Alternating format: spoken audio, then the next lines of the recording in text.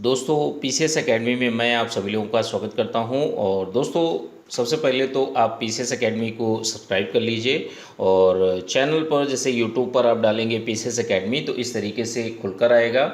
और इस लाल बटन पर सब्सक्राइब वाले बटन पर इस तरीके से जो चीज़ें हैं, ठीक है, सब्सक्राइब बटन के बाद में बेल बटन को आप लोग ज़रूर प्रेस करिए और वो भी ऑल में आप लोगों को सेट करना है, जिससे टाइम पर नोटिफिकेशन आप लोगों को मिलती रहे, ठीक है। और यूपीपीसीएस मेंस 2022 और 23 के लिए बैचेस चल रहे हैं, तो जो लोग भी अपना इच्छुक हों ज्वाइन कर सकते हैं, ठीक है। ज्वाइन करने के लिए जो नंबर है 9140085178, इस नंबर पर मैसेज करके आप लोग जानकारी ले सकते हैं। आइए शुरू करते हैं कि जैसे जब आप प्रश्न लिखते हैं, जो ऐसे है उसको लिखते हैं, तो ऐसे को लिखते समय आप लोगों को क्या चीज़ ध्यान रखना है कि जो आपकी प्रस्तावना है, ठीक है, जो आपका इंट्रोडक्शन है, तो उसमें आप लोगों को क्या करना है कि प्रस्तावना आपकी बहुत अच्छी होनी चाहिए, ठीक है। प्रस्तावना आपकी बहुत अच्छी होनी चाहिए। पूरे निबंध का जो निचोड़ है वो आपकी प्रस्तावना में होना चाहिए। और प्रस्तावना को स्टार्ट आप बहुत अच्छे, जैसे एक कविता है, श्लोक है, और मूवी के गीत हैं, बोल हैं, महान विचारक की लाइंस हैं, तो इनको आप लोग प्रयोग कर सकते हैं और अपने ऐसे को बहुत ही अच्छा बना सकते हैं, ठीक है। तो इन चीज़ों का आप लोगों को ख्याल रखना है और अच्छी तरीके से इस निबंध को लिखना है, ठीक है। और आज वेंसडे है, बुधवार है, आज टेस्ट भी होगा, फुल टेस्ट होगा। और जीएस के नोट्स दोस्तों आज की डेट में नहीं मिल पाएंगे, वो कल की डेट से मिलेंगे, ठीक है। और बाकी सारी चीज़ें वैसे ही स्टार्ट रहेंगी, ठीक है। तो देखते हैं नक्सलवाद दोस्तों है क्या। नक्सलवाद क्या है, किस तरीके से चीज़ें चल रही हैं, उनको आप लोगों को देखना है। कि नक्सलवाद का मतलब यही है कि हिंसा करना, लोगों को मारना, ठीक है, बम विस्फोट करना, ये इनकी कार्रवाइयाँ होती हैं, ठीक है। लोगों को मारते हैं, लोगों को हानि पहुंचाते हैं, सरकार को हानि पहुंचाते हैं, और जितने भी संस्थाएं हैं उन पर चोट करते हैं। ये लोकतंत्र की जितनी भी प्रणालियां हैं या लोकतांत्रिक प्रणाली है उसको ये लोग नहीं मान्यता देते। ये समानांतर सरकारें चलाते हैं, ठीक है, ये खुद की सरकारें चलाते हैं। और यह भारत की आंतरिक सुरक्षा के लिहाज से ये बहुत ही बड़ा खतरा है। और जो नक्सलवाद है दोस्तों, वर्तमान में गृह मंत्रालय के अनुसार लगभग 13 राज्यों में फैला हुआ है और 55 से अधिक या ज़्यादा जिलों में यह अपने पांव पसार रहा है। अब जो मुख्य राज्य हैं उनमें जैसे आंध्र प्रदेश है, छत्तीसगढ़ है, बिहार है, झारखंड है, उड़ीसा है, पश्चिम बंगाल है। तो इतने राज्यों, मतलब और भी राज्य हैं उनमें थोड़ा सा कम है, लेकिन इन राज्यों में बहुत ही ज़्यादा विकट स्थिति है नक्सलवाद, ठीक है। बहुत बड़ी समस्या के रूप में उभरा है भारत के सामने, ठीक है, हमारे देश के सामने सबसे बड़ी सुरक्षा चुनौती है। यह एक कहते नहीं आंतरिक सुरक्षा है, घर के अंदर से ये आवाज़ें उठ रही हैं, तो यह हमारे देश के लिए अच्छा नहीं है, ठीक है। और नक्सलवाद के मामले में जो अभी तक की भारत की तरफ से जो नक्सलवादियों की तरफ से जो सबसे बड़ी कार्रवाई की गई थी, वो कार्रवाई हुई थी 13 नवंबर 2005 को, जब क्या हुआ था कि एक घटना हुई थी जिसमें नक्सलवादियों ने बिहार के जहानाबाद क्षेत्र में पूरे के पूरे स्थानीय प्रशासन को कब्जे में ले लिया था और लगभग 389 कैदियों को छुड़ा ले गए थे। जेल में पड़े हुए कैदियों को, जो नक्सलवादी थे, उनको वो लोग छुड़ा ले गए थे, ठीक है। तो नक्सलवाद का विकास किस तरीके से हुआ, उदय किस तरीके से हुआ, क्या वर्तमान में स्थिति है, इन सारी चीज़ों को अभी हम लोग देखेंगे, ठीक है। चलिए आगे देखते हैं, आगे क्या है उदय। नक्सलवाद का उद्भव या उदय कहाँ से होता है कि जैसे पश्चिम बंगाल में एक जगह है नक्सलबाड़ी, ठीक है, नक्सलबाड़ी एक जगह है, वहीं से एक किसान विद्रोह के रूप में यह स्टार्ट हुआ था। और जैसे ग्रामीण क्षेत्रों में होता क्या है कि ग्रामीण क्षेत्रों में यह एक सशस्त्र विद्रोह के रूप में दिखाई देने लगा। यह कृषकों का विद्रोह था और इनमें जो नेता माने जाते हैं, जो नेता कहे जाते हैं, वो कान्हू सान्याल, मजूमदार, चारू मजूमदार और जंगल संथाल, ये इनके नेता माने जाते हैं। ठीक है, अब इन्होंने क्या किया है कि ये लोग अलग अलग राज्यों में पार्टी बनाने लगते हैं और लोकतंत्र को एक मात्र ढोंग की तरह लोगों के सामने प्रचार प्रसार करते हैं। लोगों के बीच में यह अपनी जो इनकी विचारधारा है, ठीक है, जो भारत का लोकतंत्र है उसको ना मानना, जो वंचित लोग हैं, दबे कुचले लोग हैं और जो कृषक हैं, मजदूर वर्ग है, इनके हितों की ये बात करते हैं। ठीक है, और सशस्त्र आधार पर, सबसे बड़ी चीज़ यही है, सशस्त्र आधार पर। ठीक है, जैसे ग्रामीण क्षेत्रों में क्या हुआ कि जैसे सीपीएम जो कम्युनिस्ट पार्टी है, ठीक है, तो सीपीएम के कुछ बागी नेता थे। ठीक है, वहाँ से यह आंदोलन या चीज़ें स्टार्ट होती हैं। ठीक है, अब इनके कारणों में देख लेते हैं कि जैसे उदय हुआ। ठीक है, अब इनके कारण क्या है कि कारण जो नक्सलवाद है, नक्सलवाद का जो उदय हुआ है, तो उदय में अगर हम कारणों की जब बात करेंगे तो इसमें सारे प्रकार के कारण इसमें आते हैं। ठीक है, जैसे सामाजिक कारण, आर्थिक कारण, राजनीतिक कारण और प्रशासनिक कारण, ये सारी चीज़ें शोषण के रूप में जब लोगों के ऊपर आती हैं। ठीक है, तो लोग क्या करते हैं, लोग करते हैं कि अपनी क्षेत्रीयता को बनाए रखना चाहते हैं। जो असंतुलित विकास हुआ है, असंतुलित विकास जो हुआ है, बेरोजगारी और एक मानसिक पिछड़ापन, लोगों में इसका बहुत ही ज़्यादा प्रभाव डाला और वो लोग नस्लवाद से प्रभावित होते चले गए। ठीक है, जितने भी हैं हर तरीके, जैसे मान लीजिए कोई एक व्यक्ति होता है, व्यक्ति को अगर हर तरीके से उसका शोषण किया जाएगा, जो वो चाहे आपका सामाजिक रूप से हो, आर्थिक रूप से हो, उसको इतनी अवसर नहीं दिए गए, उसको इतनी चीज़ें नहीं मिली। ठीक है, राजनीतिक रूप से उसको अधिकार नहीं दिए गए, जबकि संवैधानिक प्रावधान है, लेकिन उन लोगों में ये भावनाएं रहती हैं, व्यवहारिक रूप में चीज़ों ने काम नहीं किया। तो उनके नेताओं ने क्या किया, अलग से लोगों में एक नई विचारधारा का आदान प्रदान किया। और क्या हुआ कि ये कारण बनते हैं, जैसे क्षेत्रीय असंतुलन, जो असंतुलन है, ठीक है, और असंतुलित विकास है, बेरोजगारी है और मानसिक पिछड़ापन है, ये सारी चीज़ें, भाई शैक्षणिक रूप से भी ये लोग बहुत पिछड़े हैं। तो इसी कारणवश यह क्या करना चाहते हैं, एक वर्ग विहीन समाज की स्थापना करना चाहते हैं।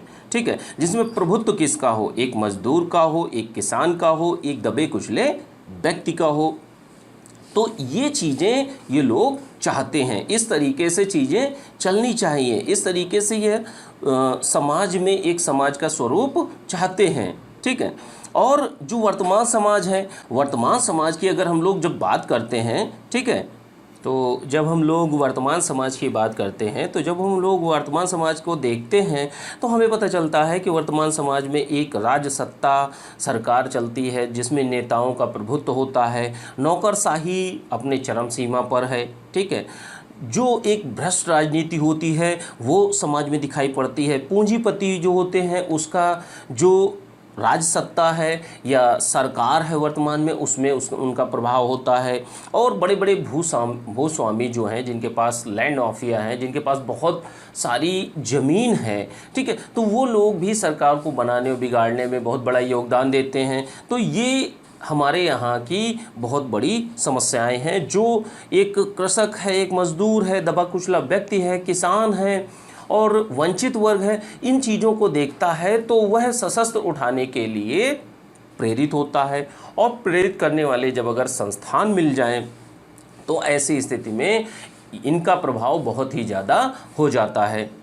ठीक है, और जैसे कहा भी जाता है वर्तमान समाज में कि लगभग 5% लोगों के पास में 95% धन है और 95% लोगों के पास में लगभग 5% धन है। तो ये हमारे यहाँ एक आर्थिक असमानता जो दिखाई देती है, यही नक्सलवाद और क्षेत्रीयता जो उग्रवाद है, इनको बढ़ावा देने का कार्य करता है। जो व्यक्ति होता है मजबूरी में इन सारी चीज़ों को अपनाता है जाकर।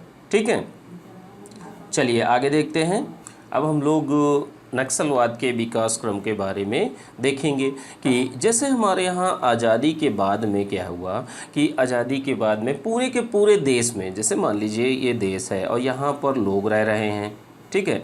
अब ये जो लोग थे, लोगों के पास में संसाधन थे लेकिन उनको दोहन करने के लिए अच्छी तकनीकी नहीं थी, ठीक है। आर्थिक पिछड़ापन बहुत ज़्यादा था, घोर असमानता यहाँ फैली हुई थी, हर एक क्षेत्र में, सामाजिक क्षेत्र में, राजनीतिक क्षेत्र में, हर एक तरफ जो माहौल था वो अच्छा नहीं था, ठीक है। एक सामाजिक, आर्थिक, राजनीतिक जो स्थिति थी, एक वर्गीय एक परंपरा जो चल रही थी, ये हमारे समाज में बहुत बड़ा उत्तरदायी हुई।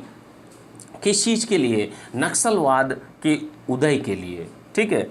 अब जब आगे हम लोग देखते हैं तो आज़ादी के बाद क्या हुआ कि कुछ प्रयास सरकार के द्वारा किए गए कि जैसे जमींदारी को समाप्त कर दिया गया, ठीक है। लेकिन हुआ क्या कि इन चीज़ों के होने के बावजूद भी, जैसे ये कुछ अच्छे कार्य हुए, लेकिन उसके बावजूद भी जैसे जो जाति प्रथा है, एक समाज में लोगों की सोच है, एक मानसिक सोच, गरीबों का उत्पीड़न, भूमि सुधार कानून का सही रूप में इम्प्लीमेंट ना हो पाना, तो ये सारे कारण क्या हैं? लोगों के मन में एक संघर्ष की भावना उत्पन्न करने लगे, ठीक है। कहने की बातें हैं, जाति प्रथा हो, चाहे मानसिक सोच हो, चाहे महिलाओं के प्रति सोच हो या वंचित वर्गों के प्रति सोच हो, जो समाज है, समाज के लोग हैं, उनको अपनी इस सोच में मानसिक जो परिवर्तन होता है उसकी आवश्यकता बहुत ज़रूरी है, ठीक है। और क्या है कि ये जो संघर्ष की भावना जो आई, ठीक है, भूस्वामी जो थे उनके द्वारा मजदूरों को, मतलब मजदूरों की जो निम्न स्थिति में पहुंचाने का जो कार्य किया गया वो भूस्वामियों के द्वारा किया गया, ठीक है। और उन्होंने भूस्वामी जो थे उन्होंने मजदूरों को बहुत ही ज़्यादा शोषण किया, जितनी मजदूरी उनको मिलनी चाहिए थी उतनी नहीं दी गई। वर्तमान में भी अगर हम लोग देखते हैं तो जो न्यूनतम मजदूरी है उसको भी नहीं प्रदान किया जाता। तो ये हमारे यहाँ समाज, जब जिस समय आज़ादी के बाद से चीज़ों को हम अगर देखेंगे तो इसी तरीके से शोषण होता चला आया है। और जो ग्रामीण क्षेत्रों में जो बेरोजगारी थी वो साल दर साल बढ़ती चली गई, ठीक है। और क्या हुआ कि इसी ने क्या किया कि उग्रवाद में जो भूमिका होती है, जैसे उग्रवादी कौन बनते हैं भाई, वो कहीं ना कहीं असंतुष्टि की भावना होती है, वो सरकार के खिलाफ में होते हैं, नौकरशाही के खिलाफ में होते हैं, जो मतलब जो पूंजीपति वर्ग हैं उनके खिलाफ में होते हैं, भूस्वामी जो होते हैं उनके खिलाफ में होते हैं, ठीक है। जब उनके साथ गलत चीज़ें होती हैं तो फिर वो हथियार उठाने के लिए तैयार होते हैं, लेकिन यह कोई तरीका नहीं है, ठीक है। और ऐसे लोगों को बहुत आसान होता है इन लोगों को गुमराह किया जाना, ठीक है। अब जैसे जनजातीय क्षेत्रों में अगर हम लोग देखते हैं तो जनजातीय क्षेत्रों में पहले से, आज़ादी के बाद से ये चीज़ें चलती आ रही हैं कि बाहरी लोग जो थे वो हस्तक्षेप करने लगे, ठीक है, लोगों का शोषण करने लगे, ठीक है। और इसके बाद क्या हुआ? इसके बाद जो लोग शोषित वर्ग था, वो चाहे दलित हो, गरीब हो, आदिवासी हो, किसान हो, मजदूर हो, तो इन सभी लोगों ने क्या किया कि जो भी उसके लिए खड़ा हुआ, उसकी बेहतरी के लिए कार्य करने के लिए खड़ा हुआ, तो उसी को इन सभी लोगों ने समर्थन दे दिया। और यहीं से नक्सलवादी जो विचारधारा होती है उसी को और ज़्यादा बढ़ावा मिलने लगा। जब भाई सीधी सी बात है, अगर एक गलत चीज़ हो रही है तो उसको अगर 100 लोगों ने समर्थन दे दिया तो वो चीज़ फिर अच्छे पैमाने में आने लगती है, लोगों को लगता है हाँ ये सही चीज़ हो रही है, लेकिन नहीं, गलत हमेशा गलत होता है, ठीक है। अब थोड़ा सा विकास क्रम की जब बात करेंगे तो जो कम्युनिस्ट पार्टी थी, ठीक है, तो इससे कुछ लोग अलग हुए थे और 1964 में, ठीक है, 67 में क्या हुआ, जो सीपीएम थी, सीपीएम ने क्या किया कि अलग अलग राज्यों में सम्मेलन छोटे छोटे जगहों पर कराए, ठीक है, उनकी अपनी विचारधारा को फैलाने के लिए काफ़ी जगह कई राज्यों में सम्मेलन करवाए और यहीं से जो नक्सलवाद है उसकी नींव रखी जाती है। 1974 में क्या होता है, भाकपा लिबरेशन दल बनाया जाता है जो कि विचारधारा से प्रेरित था। लेनिनवादी पार्टी और मार्क्सवादी पार्टी दोनों से यह प्रेरित माने जाते हैं। और अंततः 1980 में क्या होता है कि आंध्र प्रदेश में कोंडापल्ली सीतारामैया और कोदंड रामन, ठीक है, ये व्यक्ति थे और एक कोवाड़ गांधी थे, ठीक है। तो इन लोगों ने मिलकर पीपल्स वॉर ग्रुप बनाया, ठीक है। और सीपीआई, मतलब जो सीपीआई था उसको सीपीआईएम बनाया गया, जिसको मार्क्सवादी, कम्युनिस्ट पार्टी ऑफ इंडिया, माओवादी, ठीक है। तो इस तरीके से चीज़ें, जैसे ये सारी चीज़ें कहीं ना कहीं किसी न किसी विचारधारा से प्रेरित होती हैं। तो ये माओवाद से भी प्रेरित थी और मार्क्सवाद से भी प्रेरित थी, लेनिनवाद से भी प्रेरित थी, क्योंकि इन सारी विचारधाराओं में जो मुख्य मुख्य बातें हैं वो किसानों की, मजदूरों की, वर्ग विहीन समाज की बात की जाती है। तो ठीक है, तो ऐसी ही विचारधारा को मतलब पूरे देश में जो राज्य थे नक्सलवाद से प्रभावित, उनमें यह चीज़ें फैलाई गई और ये धीरे धीरे बढ़ती चली गई, ठीक है। पहले कुछ ही जगह पे स्टार्ट हुआ, फिर बाद में धीरे धीरे बढ़ता चला गया, ठीक है। चलिए आगे देखते हैं। इनकी जो नक्सलवादी व्यक्ति होते हैं तो इनकी कार्यविधियों को देख लेते हैं कि कार्यविधियाँ कैसी होती हैं। तो इनकी कार्यविधि यही होती है कि हत्या करना, अपहरण करना, डकैती करना, अवैध वसूली करना, सरकारी जो संस्थाएं होती हैं उनको नष्ट करना, ठीक है, और अपना प्रभुत्व स्थापित करना समाज में लोगों के ऊपर, ठीक है। जो नक्सलवादी व्यक्ति होते हैं, ठीक है, तो इनके द्वारा एक रेड कॉरिडोर नाम से एक समानांतर सरकारें भी चलाई जा रही हैं, लोगों को अपने में जोड़ने का कार्य भी किया जा रहा है, ठीक है। और ये अपने आप को जो किसान है, मजदूर वर्ग है और दबा कुचला वर्ग है, आदिवासी लोग हैं, तो इनका बहुत बड़ा हितैषी कहते हैं, ठीक है। लेकिन गलत चीज़ों से कभी अच्छा चीज़ें नहीं होती हैं। देखिए विचारधाराएं अलग अलग हो सकती हैं, लेकिन अच्छा हमेशा अच्छा रहेगा और बुरा हमेशा बुरा रहेगा, ठीक है। अब देखिए जो प्रयासों की जहाँ तक बात करते हैं, देखिए हमारे यहाँ जो नक्सलवाद है, नक्सलवाद के कारण बहुत सारे हैं, वो चाहे आपका सामाजिक हो, राजनीतिक हो, आर्थिक हो, ठीक है, हर तरीके से इनका शोषण किया गया है। अब इनको जो व्यक्ति हैं नक्सलवादी जो बन रहे हैं, जिन व्यक्तियों के अंदर नक्सलवाद की जो भावना है वो पनप रही है और लोगों के द्वारा गुमराह किया जा रहा है, तो ऐसे में उपाय आपको बहुत अच्छे स्तर के करने होंगे, ठीक है। अब जब उपायों की जब हम लोग बात करेंगे, तो उपायों की जब हम बात करते हैं तो सबसे पहले जो राज्य स्तर के प्रयासों को देखते हैं कि 1970 में देखिए जो नक्सलवाद था उसकी जो मेन मुख्य जड़ें हैं वो पश्चिम बंगाल से ही मानी जाती हैं, ठीक है, वहीं से स्टार्टिंग होती है और यहीं से शुरुआत भी होती है राज्य के स्तर पर। 1970 में पश्चिम बंगाल सरकार ने क्या किया था कि एक हथियार कानून बनाया था। हथियार कानून में क्या था कि जैसे जो पश्चिम बंगाल के लोग थे जो नक्सल प्रभावित क्षेत्र हैं, तो वहाँ के अच्छे लोग जो नक्सलवादी नहीं थे, तो उनको क्या कहा गया कि उनको हथियार रखने की परमिशन दी गई और आप अपनी रक्षा के लिए हथियार रख सकते हैं, ठीक है।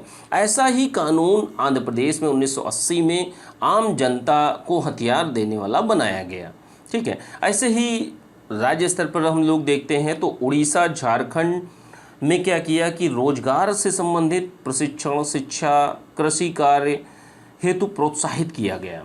जो नक्सलवादी क्षेत्र हैं तो उनमें जो अच्छे लोग हैं तो उनको, और नक्सलवादियों को भी, ठीक है, जो लोग नक्सलवादी बन गए हैं तो ऐसे में उनके जैसे उनको रोजगार नहीं मिला, वो शिक्षा में पिछड़े रह गए, उनको बेरोजगारी वाली स्थिति में रहे, कृषि कार्य उनके लिए बिल्कुल भी अलाभकारी रहा, ठीक है। तो ऐसे में क्या है, जो उनके साथ परेशानियां रहीं उन्हीं को आप अच्छा करिए, ठीक है, तो नक्सलवादी उत्पन्न ही नहीं होंगे, आगे बढ़ेंगे भी नहीं। और जो हैं आज की डेट में नक्सलवादी, उनको आप आराम से एक मुख्य धारा में ला सकते हैं। तो ऐसे ही कार्यों को करने के लिए उड़ीसा और झारखंड सरकार ने क्या किया था कि रोजगार प्रशिक्षण कार्यक्रम चलाया था, ठीक है। शिक्षा से संबंधित कार्य किए गए, कृषि कार्य के लिए उन्हें प्रेरित किया गया। तो बहुत सारे कार्य उड़ीसा और झारखंड सरकार के द्वारा किए गए। 2005 में क्या किया गया था कि सलवा जुडुम, ठीक है, तो यह एक कार्यक्रम था 2005 में चलाया गया था छत्तीसगढ़ सरकार द्वारा।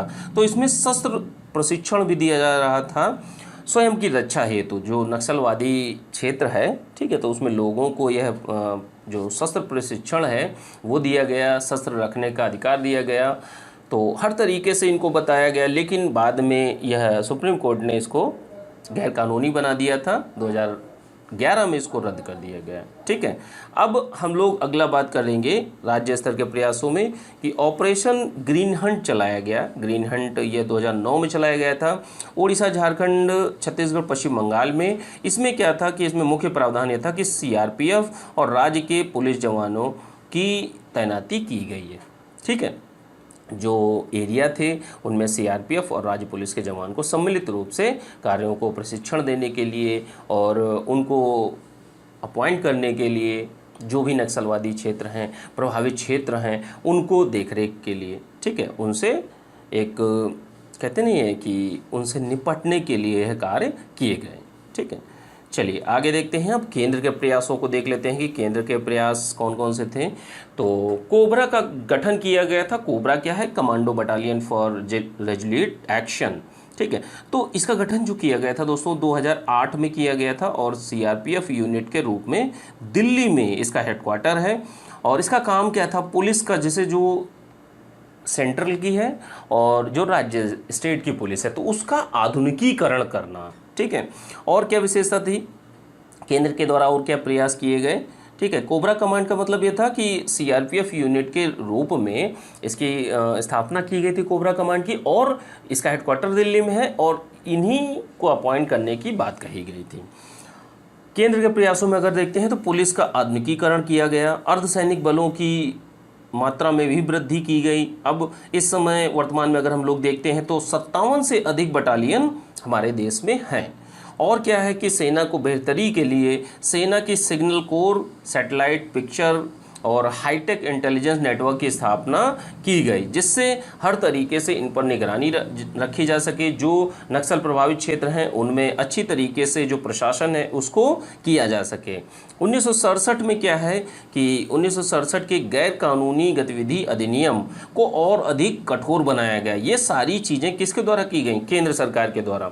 और एक कार्य किया गया, एकीकृत कमान, जो कि 10 राज्यों में बनाई गई, 10 से अधिक राज्यों में। ठीक है, तो इसमें एक 8 सूत्रीय, ठीक है, 8 सूत्रीय कार्यक्रम चलाया गया। समाधान, ठीक है, समाधान का क्या मतलब है? एस से है स्मार्ट लीडरशिप, और जो आपका ए है एग्रेसिव स्ट्रैटेजी, मतलब जो सिंबल हैं इसी के अनुसार इसका चीज़ों को एक्सप्लेन किया गया है। Motivation and learning, actionable intelligence, ठीक है, डैशबोर्ड आधारित निष्पादन संकेतक, हरासनिंग टेक्नोलॉजी और action plan for each thread, ठीक है, no excel to financing bit. ठीक है, तो ये सारी चीज़ें किससे संबंधित थी? ये सारी की सारी चीज़ें जो ली गई थी, ठीक है, 8 सूत्रीय कार्यक्रम जो जिसका नाम था समाधान। तो समाधान में बातें यही बताई गई थी कि किस तरीके से एक स्मार्ट लीडरशिप को डेवलप किया जाए, हमें एग्रेसिव स्ट्रेटजी रखनी चाहिए नक्सलवादी जो हैं उनके खिलाफ में। ठीक है, और उनको मोटिवेशन और लर्निंग भी सिखाई जानी चाहिए। ठीक है, इंटेलिजेंट नेटवर्क को और भी बेहतर बनाना चाहिए। ठीक है, और जैसे जो आपकी खुफिया एजेंसीज़ हैं उनका कार्य निष्पादन बहुत अच्छा होना चाहिए। हरासनिंग टेक्नोलॉजी क्या है? नक्सलवादियों को हरेश करने वाली टेक्नोलॉजी को उपयोग करना। ठीक है, किस तरीके से वो अप्रोच कर सकते हैं। ठीक है, और क्या है कि जैसे action plan for each thread, मतलब प्रत्येक क्षेत्र में, प्रत्येक मतलब एवरी सेक्टर में, जितने भी सेक्टर हैं उनमें नक्सलवादियों के खिलाफ में उन चीज़ों का अध्ययन करना। ठीक है, जो भी नेतृत्व करता है उसके द्वारा। ठीक है, प्रत्येक क्षेत्र में उन चीज़ों का अध्ययन करना, उसके खिलाफ में एक्शन लेना। ठीक है, और जो फाइनेंसिंग है, फाइनेंसिंग को रोकना। ध्यान रखिएगा, जो वित्त पोषण जो होता है नक्सलवादियों का वो किसी भी आधार पर हो, उसको रोका जाना चाहिए। ठीक है, अगला क्या है? अब लास्ट में देखते हैं सुझावों की। जब हम लोग बात देखते हैं तो सुझावों में हम लोग देखते हैं कि जैसे जो पुनर्वास कार्यक्रम है उनके प्रति जागरूकता, जैसे जो नक्सलवादी हैं, तो नक्सलवादी जो लोग हैं उनके खिलाफ में, ठीक है, उनको खिलाफ में नहीं, सॉरी, उनको जो पुनर्वास कार्यक्रम है, जैसे मान लीजिए उनको यह बताना, उन लोगों के बीच में जागरूकता फैलाना कि आप अगर नक्सलवादी नहीं बनेंगे, ठीक है, आप आम मुख्य धारा में आ जाएंगे तो आपको ये सारी चीज़ें मिलेंगी। और क्या है कि आत्मसमर्पण, जो नक्सलवादी हैं उनको आत्मसमर्पण हेतु प्रेरित करना, ठीक है। जैसे जो नक्सलवादी क्षेत्र हैं, नक्सलवादी हैं, उनके खिलाफ में केंद्र और राज्य संयुक्त विंग की स्थापना करना, जैसे पुलिस से संबंधित जितनी भी चीज़ें हैं, जो सेना से संबंधित जितनी चीज़ें हैं, तो वो उनमें कोऑर्डिनेशन होना चाहिए, ठीक है, एक दूसरे को कोऑर्डिनेट करना चाहिए। अब ऐसा नहीं है कि राज्य की जो एक संस्था है वो कोऑर्डिनेट ही नहीं करे, सहयोग ही नहीं कर रही है, तो फिर ऐसी स्थिति में चीज़ें अच्छी नहीं होंगी। जो खुफिया नेटवर्क है उसकी जानकारी सेंट्रल को नहीं दी जा रही है, सेंट्रल की जानकारी स्टेट को नहीं दी जा रही। तो इसके लिए क्या किया गया था कि केंद्र राज्य और का जो एक संयुक्त विंग है उसकी स्थापना करने की बात कही गई। और क्या है कि सुरक्षा बलों को और आधुनिक हथियार एवं उनका प्रशिक्षण किया जाने की आवश्यकता है। नक्सलवादी जो लोग हैं उनको वो क्यों ऐसे बने, भाई रीज़न तो वही है, वो वंचित थे, उन पर शोषण हुआ, हर तरीके से शोषण, सामाजिक, आर्थिक, राजनीतिक, हर तरीके से हुआ है। तो ऐसी स्थितियों में जो विकास की मुख्य धारा से जो लोग हट गए हैं, तो उनको विकास की मुख्य धारा में लाया जाना चाहिए, उनका विकास किया जाना चाहिए हर तरीके से, ठीक है। शैक्षणिक प्रगति और जो उनको आर्थिक प्रगति, हर तरीके से उनका विकास करने की आवश्यकता है। और क्या है, जैसे कि जो नक्सलवादी लोग हैं उनका मनोवृत्ति परिवर्तन भी करने की आवश्यकता है। वर्तमान समय में अगर हम उनके विचारों, उनकी समस्याओं के लिए एक मध्यस्थता पैनल की एक गठन करें और उनसे जाकर पूछा जाए कि आप किस तरीके से, आप कौन कौन सी चीज़ों पर, क्या चीज़ें आप चाहते हैं, तो उसी पर बैठकर बात करना, ठीक है, जो ये नक्सलवाद प्रमुख समस्या है इसका अच्छी तरीके से समाधान हो सके। और क्या है कि हमेशा नक्सलवाद से एक सुरक्षात्मक कदम रखना चाहिए, एक सुरक्षात्मक स्ट्रैटेजी को अपनाना चाहिए, राजनीतिक पहल के रूप में भी इसको कार्य करना चाहिए कि जो नक्सलवादी लोग हैं उनको मुख्य धारा में लाकर उनको राजनीतिक अधिकार भी दिए जाने की आवश्यकता है, उनको दिए जाने चाहिए और एक अच्छी पहल की जानी चाहिए। विकासात्मक कार्यों की जहाँ तक बात करते हैं तो विकासात्मक कार्यों में सभी प्रकार के विकासात्मक कार्य किए जाने चाहिए। जो भी शोषण है, मतलब जो पीड़ित व्यक्ति है, ठीक है, दलित है और आदिवासी हैं, दबे कुचले लोग हैं, ठीक है, निचले तबके के लोग हैं, तो इनकी जो विकास नहीं हो पाया है उससे संबंधित विकासात्मक कार्य किए जाने चाहिए। और लोगों की सुरक्षा, न्याय और लोगों के बीच में समन्वय, ये सारी चीज़ें समाज में उत्पन्न की जानी चाहिए। जो नक्सलवाद से प्रभावित क्षेत्र हैं उनमें ये सारी चीज़ों का प्रवेश होना चाहिए, ठीक है। तो इस तरीके से आप लोग निष्कर्ष को बहुत अच्छी तरीके से लिखिए, ठीक है। 700 शब्दों में इस ऐसे को आप लोगों को लिखना था।